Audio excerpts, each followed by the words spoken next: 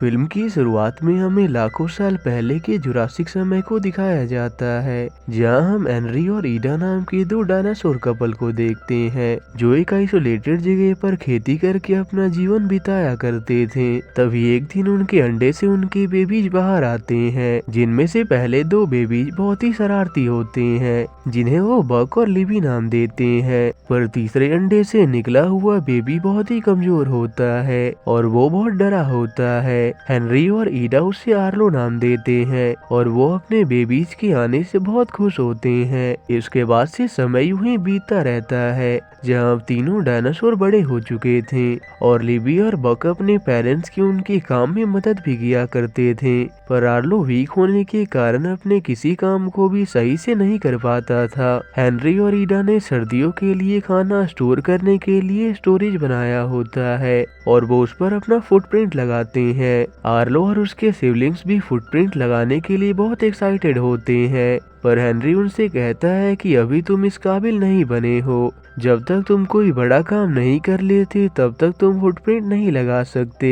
इसके बाद से बक और लिबी अपनी काबिलियत साबित करने के लिए बहुत मेहनत करते हैं और अपने काम से हेनरी और ईडा को खुश कर देते हैं, जिससे वो दोनों स्टोरेज पर अपने फुटप्रिंट्स लगा देते हैं। ये देखकर आर्लो भी अपने काम को पूरी बहादुरी से करने की कोशिश करता है, पर बक उसे डराकर उसका काम खराब कर देता है और उसे डरपोक कहकर उसका मजाक बनाने लगता है। इससे आर्लो को बहुत बुरा लगता है। रात को आर्लो जब सो रहा होता है तब उसके डैड उसे जगाने आते हैं और उसके डर को खत्म करने के लिए अपने साथ ले जाते हैं, जहां वो उसे समझाते हैं कि कभी कभी हमारे डर को हराना भी जरूरी होता है, क्योंकि जब तक तुम डरते रहोगे तब तक तुम कुछ नहीं कर पाओगे। अपने ऊपर विश्वास रखो। आर्लो भी अपने डैड की कही बातों से बहुत मोटिवेट होता है। वहीं अगली सुबह हेनरी देखता है कि हर बार की तरह इस बार भी कोई उनका फूड चुरा ले गया। इससे वो बहुत परेशान हो जाते हैं और हेनरी आर्लो को उस जंगली को पकड़ने का काम देता है ताकि वो भी अपनी काबिलियत साबित कर सके। इसके बाद आर्लो अपने डैड के साथ उस जंगली को पकड़ने के लिए ट्रैप बनाता है और जिस दौरान आर्लो उस ट्रैप पर नजर रख रहा होता है तभी एक छोटा जंगली बच्चा उस ट्रैप में फंस जाता है, जो उनके स्टोरेज से खाना चुराया करता था। पर आर्लो उसे परेशान देखकर ट्रैप से रिलीज कर देता है और वो बच्चा वहाँ से भाग जाता है।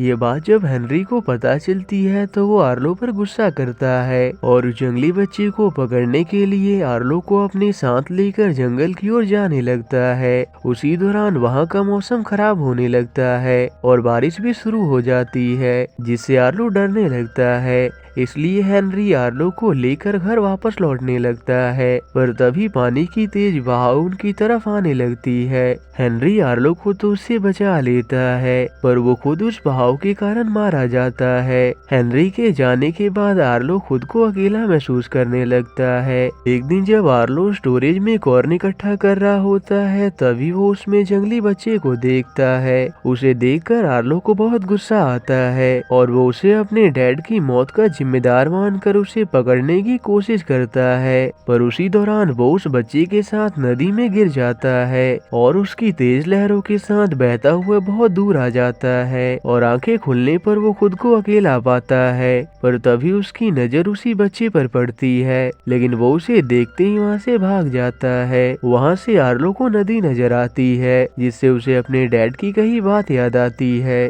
कि एक बार नदी मिल जाएगी तो घर का रास्ता अपने आप मिल जाएगा। इसलिए वो नदी को फॉलो करने लगता है। तभी रास्ते में उसे कुछ बेरीज नजर आते हैं और भूख लगने के कारण वो उन्हें पाने की कोशिश करता है, पर तभी अचानक पत्थर के स्लिप होने के कारण उसका पैर उन पत्थर के बीच में फंस जाता है और बहुत कोशिश के बाद भी वो उससे फ्री नहीं हो पाता। इसी तरह से रात हो जाती है और सुबह आँख खुलने पर आर्लो देखता है कि अब उसका पैर फ्री हो चुका था और वहाँ उसे छोटे पैरों के निशान नजर आते हैं। इससे वो समझ जाता है कि ये निशान उसी जंगली बच्चे के हैं और उसी ने उसे फ्री किया है। इसके बाद आर्लो अपने शेल्टर के लिए घर बनाने की कोशिश करता है, लेकिन वो ऐसा नहीं कर पाता। तभी वापस से उसके पास वही बच्चा आता है जो आर्लो को भूखा देखकर उसके लिए लिजार्ड लाया होता है, पर आर्लो एक वेजिटेरियन डायनासोर होने के कारण उसे नहीं खाता। तब वो बच्चा उसके लिए वही बेरीज लाता है,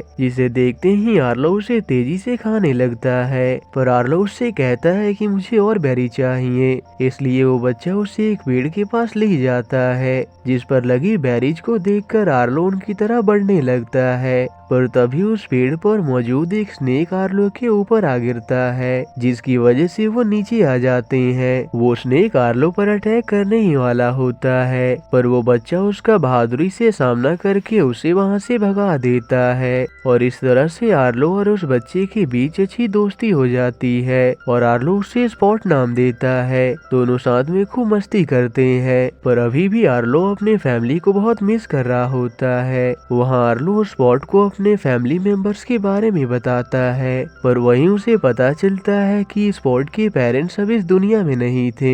अगले दिन जब वो आगे बढ़ रहे होते हैं, तभी वहाँ भयानक तूफान और बाढ़ आ जाता है, जिससे डर कर आर्लो एक पेड़ के नीचे छुप जाता है। तूफान थमने पर आर्लो को वो नदी कहीं नजर नहीं आती, इसलिए वो बहुत घबराने लगता है। तभी उसे वहाँ कुछ फ्लाइंग रेप्टाइल्स नजर आते हैं, और आर्लो उनसे अपने घर को ढूंढने में मदद मांगता है। इस पर उन रेप्टाइल्स का लीडर थंडरक्लैप कहता है कि मुझे इस बारे में सब पता है, मैं तुम्हें वहाँ तक पहुँचा दूंगा, पर इससे पहले तुम्हें यहाँ छुपे कुछ जंगली क्रिएचर्स को ढूंढने में हमारी मदद करनी होगी, क्योंकि हम यहाँ तूफान से घायल हुए जानवरों की मदद करने आए हैं। आर्लो भी उनकी बात मान जाता है, पर जल्द ही उसे पता चल जाता है कि थंडरक्लैप उससे झूठ बोल रहा था, और वो वहाँ छुपे जानवरों के शिकार के लिए आया था। वो स्पॉट को भी खाने के लिए उसकी तरफ बढ़ने लगता है, पर आर्लो उसे अपने साथ लेकर वहाँ से भागने लगता है। तभी उसे अपने सामने दो टीरेक्स डायनासोर्स नजर आते हैं। आर्लो उन्हें देखकर बहुत डर जाता है और दूसरी ओर भागने लगता है, और वो फ्लाइंग रेप्टाइल्स उन्हें पकड़ लेते हैं। तब वो टीरेक्स डायनासोर उनकी मदद करते हैं, जिसके डर से वो सभी वहाँ से भाग जाते हैं। वो टीरेक्स डायनासोर आपस में भाई बहन होते हैं। तभी वहाँ उनके डैड आते हैं, जो आर्लो से कहते हैं कि ये इलाका बहुत ही खतरनाक है, तुम्हें यहाँ नहीं आना चाहिए था। आर्लो उन्हें डरते हुए बताता है कि मैं अपने घर जाना चाहता हूँ, जिसके लिए मुझे नदी ढूंढनी होगी। वो उनसे नदी ढूंढने में उनकी मदद मांगता है, पर वो कहते हैं कि इस इलाके में बहुत सी नदियां हैं, और ये कहकर वहाँ से जाने लगते हैं कि अभी हमें अपनी भैंसें ढूंढनी है। वो सभी भाग गए हैं। तब आर्लो उनसे कहता है कि इसमें स्पॉट आपकी मदद कर सकता है, क्योंकि इस मामले में उसकी नाक बहुत तेज है। इसके बाद स्पॉट अपनी एबिलिटी का यूज करके उन्हें उनके भैंसों तक ले जाता है, जो एक बड़े से फील्ड में होते हैं। वहाँ एल्डर डायनासोर कहता है कि यहाँ पर कुछ ऐसे खूंखार रैप्टर्स भी हैं जो हमारी भैंसों के शिकार के लिए छुपे हुए हैं। वो आर्लो को भैंसों के बीच मौजूद बड़े से चट्टान पर खड़े होकर चिल्लाने को कहते हैं, ताकि जैसे ही वो रैप्टर उसके शिकार के लिए आएंगे, वो सभी उन्हें मार डालेंगे। आर्लो को ये काम बहुत खतरनाक लगता है, पर अपने घर जाने के लिए उसे उनकी बात माननी पड़ती है, पर डर के कारण वहाँ उसके गले से आवाज नहीं निकलती। तब स्पॉट आर्लो के पैर पर जोर से बाइट करता है, जिसके बाद आर्लो के चिल्लाने की आवाज सुनकर वहाँ छुपे रैप्टर्स बाहर निकल आते हैं। वो आर्लो पर अटैक करने ही वाले होते हैं। उतने में टीरेक्स डायनासोर्स वहाँ आ जाते हैं, लेकिन बाकी के रैप्टर्स ओल्डर टीरेक्स को नीचे गिरा देते हैं। तब आर्लो हिम्मत करके उन रैप्टर्स का सामना करता है, और आखिर में वो रैप्टर्स डर के वहाँ से भाग जाते हैं। इसके बाद वो टीरेक्स अपनी भैंसे लेकर वहाँ से आ जाते हैं, और रात को सभी आग जलाकर एक साथ ठहरते हैं, जहाँ आर्लो को पता चलता है कि उन टीरेक्स को भी इस जंगल में मुश्किलों का सामना करना पड़ता है, और अपनी जान बचाने के लिए निरंतर संघर्ष करते रहना पड़ता है। वहाँ आर्लो को उनकी बात से बहुत सीख मिलती है। अगली सुबह टीरेक्स अपने भैंसों को लेकर निकल पड़ते हैं, और रास्ते में आर्लो को उसके घर का पता बता देते हैं, जिसके बाद वो स्पॉट के साथ उस तरफ निकल पड़ता है। तभी उन्हें दूर एक माउंटेन पर एक आदि मानव नजर आता है। स्पॉट उसकी तरफ जाने की कोशिश करता है, पर आर्लो उसे रोक देता है, और उसे अपने साथ लेकर अपने घर की तरफ जाने लगता है। उतने में वहाँ का मौसम बिगड़ने लगता है, और आर्लो और स्पॉट को अकेला पाकर वही रैप्टर्स वापस से उनका शिकार करने आ जाते हैं। उनमें से एक रैप्टर स्पॉट को अपने साथ लेकर चला जाता है, और उसे बचाने में आर्लो वहाँ के चट्टान से नीचे आ गिरता है और जंगली बेल में फंस जाता है। तभी उसे अपने डैड नजर आते हैं जो उसे वहां से फ्री करते हैं। आर्लो अपने डैड को वापस देखकर बहुत खुश होता है, पर जल्दी उसे पता चलता है कि असल में वो बस उसकी इमेजिनेशन है। उसकी डैड उसकी इमेजिनेशन में उससे कहते हैं कि तुम्हें स्पॉट को ढूंढना होगा क्योंकि उसने तुम्हारी जान बचाई है और अभी उसे तुम्हारी जरूरत है। तभी आर्लो अपने इमेजिनेशन से बाहर आता है, जिसके बाद वो हिम्मत करके खुद ही अपने आप को वहाँ से फ्री कर लेता है और भागते हुए स्पॉट को बचाने के लिए उन रैप्टर्स के पीछे जाता है। तभी उसे स्पॉट की आवाज सुनाई पड़ती है और आर्लो देखता है कि स्पॉट एक लकड़ी में छुपा हुआ है और वो रैप्टर्स उसे खाने की कोशिश कर रहे होते हैं। तब आर्लो अपने डर का सामना करते हुए उन रैप्टर्स के सामने जाता है और फाइनली स्पॉट के साथ मिलकर उन्हें डराकर वहां से भगा देता है।